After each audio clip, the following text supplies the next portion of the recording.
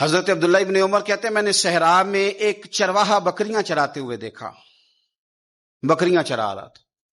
فرمانے لگے کہ میں نے بھی تھوڑی دیر وہاں رکنا تھا سستانے کے لیے، آرام کرنے کے لیے، وہاں میں بیٹھ گیا تو میں نے دیکھا کہ ایک کتا کہیں سے بھاگا بھاگا آیا۔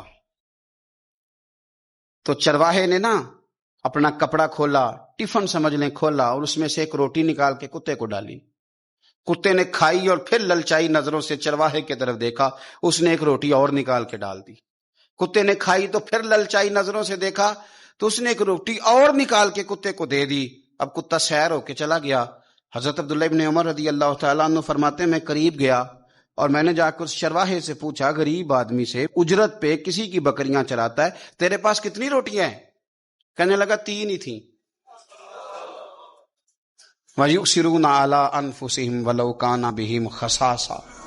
اللہ فرماتے ہیں بڑی شدید ضرورت بھی ہو تو پھر بھی اللہ کے بندے دوسروں کو ترجیح دے دیتے ہیں۔ تو حضرت عبداللہ ابن عمر رضی اللہ تعالیٰ عنہ فرماتے ہیں میں نے اسے کہا کہ تو نے 3 ہی دے دی، اب کیا کرو گے؟ کہنے لگا حضور یہ صحرا ہے، کتے صحرا میں نہیں ہوتے، کتے تو زیادہ تر آبادیوں کے قریب رہتے ہیں، یہاں کتے نہیں پائے جاتے۔ تو یہ مجھے دیکھ کے نا کہ میں بیٹھا ہوا ہوں تو یہ آیا تھا اس امید پر کہ کچھ ملے گا۔ تو حضور وہ بھوکا بھی تھا، میں نے ایک روٹی دی تو پھر لگا بھوکا ہے، دوسری دی تو پھر لگا بھوکا ہے، میں نے 3 دے دی۔ اس بیچارے کو پتہ نہیں کو دے گا کہ نہیں دے گا، میں تو شام کو گھر جا کے کھا لوں گا، اس لیے میں نے اسے دے دی۔ مالاں والے سخی نہیں ہوندے تے سخیاں کول مال نہیں ہوندا، ایتھے اوتھے دوویں جہانی سخی کنگال نہیں ہوندا۔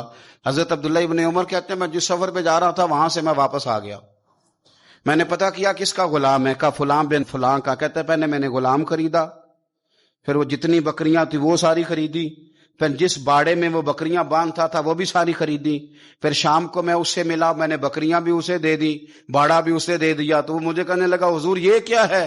تو میں نے کہا تو نے سخاوت کی تھی نا تو میرے رب نے تجھے انعام عطا فرمایا۔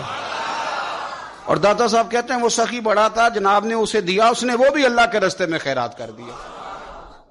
اپنی زندگی میں دینے والا مزاج بنائیں۔